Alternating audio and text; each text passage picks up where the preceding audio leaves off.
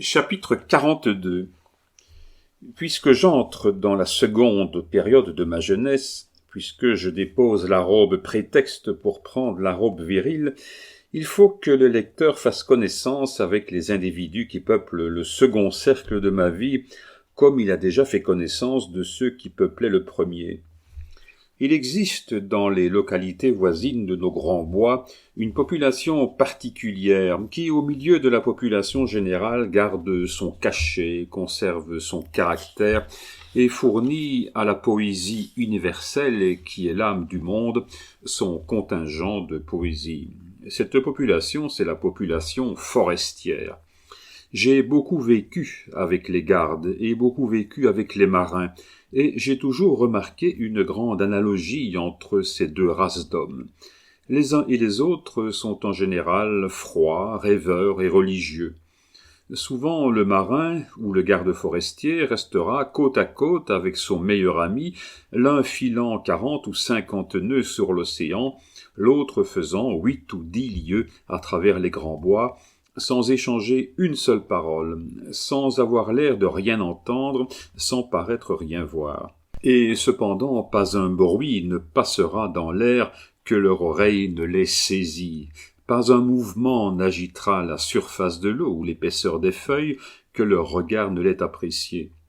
Puis, comme tous deux ont les mêmes idées, une science pareille, un sentiment analogue, comme leur silence n'a été à tout prendre qu'une longue conversation muette, on sera étonné qu'au moment venu, ils n'auront qu'un mot à dire, qu'un geste à faire, qu'un coup d'œil à échanger, et ils se seront communiqués plus de pensées par ce coup d'œil, par ce geste, par ce mot, que d'autres n'auraient pu le faire dans une longue discussion. Puis, lorsqu'ils causent le soir autour d'un bivac forestier ou au coin de leur feu, toujours riche de braises et d'étincelles, comme ils racontent longuement et pittoresquement les gens froids, rêveurs et silencieux, les gardes leur chasse, les marins leur tempête, comme cette poésie des grands bois et des larges océans qui a roulé sur eux du sommet des arbres ou de la cime des flots, leur fait un langage naïf et imagé à la fois, comme leur parole est grande et simple, comme on sent là que est l'élu de la nature et de la solitude qui a presque désappris la langue des hommes pour parler celle du vent, des arbres, des torrents, des tempêtes et de la mer. C'est parmi cette population remarquable, à Villers-Cotterêts surtout à cause de l'étendue de la forêt qui les isole de la ville, où ils ne viennent qu'une fois par semaine pour prendre l'ordre à l'inspection, tandis que leurs femmes vont à la messe, c'est parmi cette population, dis-je, que je passais en sortant, comme on disait autrefois, des mains des femmes. Au reste, mon apparition au milieu de ces hommes était une chose désirée depuis longtemps par eux. Presque tous avaient chassé avec mon père qui, comme on l'a vu, avait des permissions dans la forêt, et tous gardaient un grand souvenir de sa libéralité. Quelques-uns d'ailleurs étaient d'anciens soldats qui avaient servi sous lui et que, par son influence, il avait fait entrer dans l'administration forestière. En somme, tous ces braves gens qui voyaient d'avance en moi des dispositions à être aussi larges de la main que le général, c'est ainsi qu'ils appelaient toujours mon père, m'avaient-ils pris en grande amitié et me demandaient-ils, chaque fois qu'ils me rencontraient par hasard à la pipée ou à la marette, « Eh bien, quand donc notre inspecteur vous invitera-t-il à une chasse plus sérieuse ?» Enfin, l'invitation était venue pour le jeudi suivant. Le rendez-vous était à la Maisonneuve, au chemin de Soissons, chez un garde-chef nommé Choron. Au sein de cette population que j'ai essayé d'esquisser par des traits généraux, il y avait 4 ou 5 hommes qui méritaient des mentions particulières, soit par leur adresse, soit par leur originalité, et Choron était un de ces hommes-là. J'ai déjà eu l'occasion de parler plus d'une fois de lui, seulement j'en ai parlé sous un autre nom. Aujourd'hui que j'écris des mémoires et non un roman, c'est sous son vrai nom qu'il doit apparaître, puisque ce sont des catastrophes réelles que je vais raconter.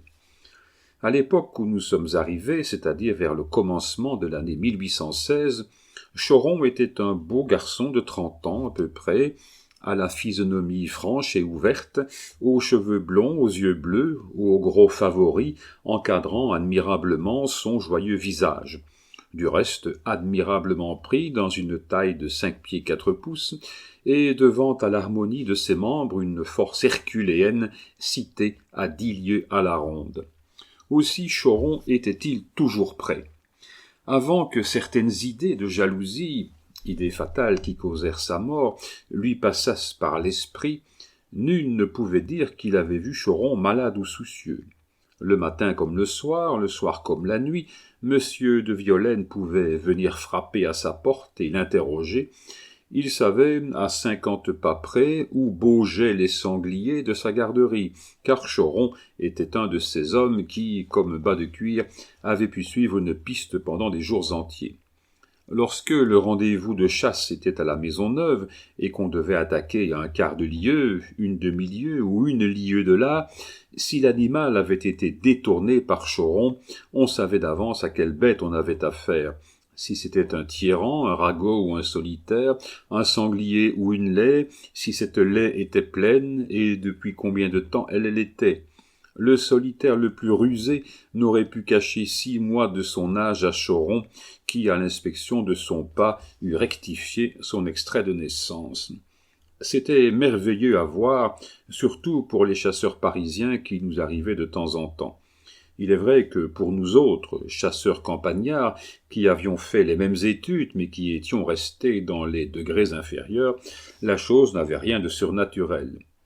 Choron n'en était pas moins, pour ses camarades, une espèce d'oracle en tout ce qui concernait la chasse à la grosse bête. Puis le courage conquiert vite une grande puissance sur les hommes. Choron ne savait pas ce que c'était que la peur. Il n'avait jamais reculé devant un homme ni un animal qui fût au monde. Il allait relancer le sanglier jusque dans sa bauge la plus profonde. Il allait attaquer les braconniers jusque dans leurs retraites les mieux défendues. À la vérité, Choron recevait de temps en temps quelques coups de boutoir à la cuisse ou quelques chevrotines dans les reins, mais dans ce cas, il avait une façon de traiter ses blessures qui lui réussissait souverainement bien. Il montait de sa cave 2 ou 3 bouteilles de vin blanc, tirait un de ses chiens de sa niche, se couchait à terre sur une peau de cerf, faisant lécher sa plaie par rocador ou fanvaro, et pour réparer le sang perdu, avalait pendant ce temps-là ce qu'il appelait sa tisane. Le soir, il n'y paraissait presque plus, et le lendemain, il était guéri. Avant tout cela, chose assez singulière, Choron était un assez médiocre tireur, et dans ce que l'on appelait les chasses au panier, c'est-à-dire lorsqu'on chassait pour envoyer du menu gibier, lapin, lièvre, perdrix ou chevreuil au duc d'Orléans, il était bien rare que Choron fournît sa quote-part. Il laissait alors la royauté de sa chasse soit à Moynat, soit à Mildet. Moynat était le premier tireur de plomb et Mildet le premier tireur à balles de la forêt de Villers-Cotterêts. Si Montagnon m'avait appris à monter et démonter un fusil, c'est Moynat qui m'apprit à m'en servir. Montagnon avait fait de moi un garçon armurier, Moynat fit de moi un véritable chasseur. Quand Moynat mettait en joue un animal quelconque, depuis la bécassine jusqu'au chevreuil, c'était, sauf accident, une bête morte. Cette habileté s'étendait parfois à ceux qui chassaient dans le voisinage de Moynat. Monsieur de Violaine, dans ses chasses particulières, invitait Moynat et prétendait qu'il ne tirait bien que lorsqu'il le sentait près de lui. Un jour que j'étais entière dans une de ces chasses, je découvris le secret. Moynat tirait en même temps que Monsieur de Violaine. La pièce tombait. Monsieur de Violaine croyait avoir tiré seul et ramassait le gibier. C'est Moynat qui l'avait tué. De temps en temps, cependant, il le laissait tirer tout seul. À ces coups-là, il était rare que quelque chose tombât. Moynat eut le courage de ne jamais se vanter de cette simultanéité, de sorte qu'il demeura le favori de l'inspecteur jusqu'à la fin de sa vie. À l'époque où nous sommes arrivés, Moynat avait 60 ans, mais pour le jarret et le coup d'œil, il défiait les plus jeunes. En plaine, il faisait ses 10 lieues sans broncher. Au marais, il entrait jusqu'au ventre dans l'eau et la vase. Au bois, il foulait les taillis les plus épais et les ronciers les plus épineux. Moina avait été aimé de mon père et me faisait le grand honneur, il ne le faisait pas à tout le monde, d'être non seulement mon ami mais encore mon maître. Au reste, il n'a pas eu à s'en repentir, et dans toutes les forêts de l'État, où on en était arrivé à suspendre mes permissions, vu la quantité de gibier que je tuais, et un soufflet que j'eus l'imprudence de donner à un inspecteur, je me suis montré son digne élève, à ce que je crois. Je me brouillais avec Moina à peu près comme Van Dyck se brouilla avec Rubens. Je tuai un jour un chevreuil que Moina venait de manquer. Il ne me le pardonna jamais. Nous avons dit que Moina était le premier tireur à plomb et Mildet le premier tireur à balles de la forêt de Villers-Cotterêts. Nous n'avons pas voulu dire pour cela que Moina ne fut pas un excellent tireur à balles comme à plomb, mais Mildet s'était, pendant un assez long séjour en Allemagne, fait au tir à balles une véritable spécialité. Je l'ai vu clouer sur le tronc d'un chêne un écureuil qui, de toute sa vitesse, grimpait au long de ce tronc. Je l'ai vu placer un fer à cheval contre un mur et mettre 6 balles dans les 6 trous du fer à cheval. Je l'ai vu dans un tir à la carabine où il y avait 12 balles à tirer, faire un cordon autour du noir avec les 11 premières et enfoncer la broche avec la 12e. Après eux venait Berthelin, l'oncle de Choron, qui tirait sûrement les 3/4 de ses coups. Et puis après Berthelin, on tombait dans le commun des martyrs. Du temps de l'empereur, on avait conservé le gros gibier dans la forêt de Villers-Cotterêts. Au premier retour des Bourbons, à peine si monsieur le duc d'Orléans, à qui cette forêt avait été vendue comme forêt apanagère, avait-on eu le temps de donner des ordres à ce sujet. Mais après la seconde restauration, moitié par opposition, moitié par perte réelle, les propriétaires riverains s'étant beaucoup plaints des dégâts causés par la grosse bête et ayant fait un procès à cet endroit, les ordres les plus sévères furent donnés à M. de Violaine pour détruire les sangliers. De pareils ordres sont toujours bien reçus des gardes. Le sanglier étant un gibier royal, ils n'ont pas le droit de tirer dessus. Ou quand ils tirent dessus par hasard, c'est qu'on leur en demande pour la bouche. Alors le coup de fusil leur est purement et simplement payé, 24 sous je crois, mais dans des cas de destruction, la bête appartenant de droit à celui qui la tue, un sanglier dans le saloir et, comme on le comprend bien, un fameux surcroît aux provisions d'hiver. Les chasses avaient donc commencé depuis 2 mois quand monsieur de Violaine me fit cette fameuse invitation qui me causait tant de joie. Il se mêlait bien à cette joie une arrière-idée de danger. Ces braves sangliers qu'on laissait tranquilles depuis 3 ou 4 ans avaient cru et multiplié, si bien que, croissant et multipliant, les vieux étaient arrivés à des tailles gigantesques, les jeunes à un nombre infini. On les rencontrait dans la forêt par bandes de 12 ou 15, et on en avait tué l'hiver jusque dans les jardins potagers de la ville. Aussi, il s'était fait parmi les riverains de la forêt une espèce de proverbe par demande et par réponse. Demande. Quand on plante des pommes de terre à 500 pas de la forêt, savez-vous ce qu'il y vient? Réponse. Eh bien, mais il y vient des pommes de terre. Réponse à la réponse. Non, il y vient des sangliers. Et les plus grands contradicteurs étaient obligés de dire « c'est vrai ». Or, ces chasses duraient depuis le 15 septembre, c'est-à-dire depuis 4 mois à peu près. Pendant ces 4 mois, Choron s'était révélé par des merveilles. Donc, quand le rendez-vous de la chasse était à la Maisonneuve, et quand Choron était chargé de détourner le sanglier, c'était double fête, car on était sûr de ne pas faire buisson creux.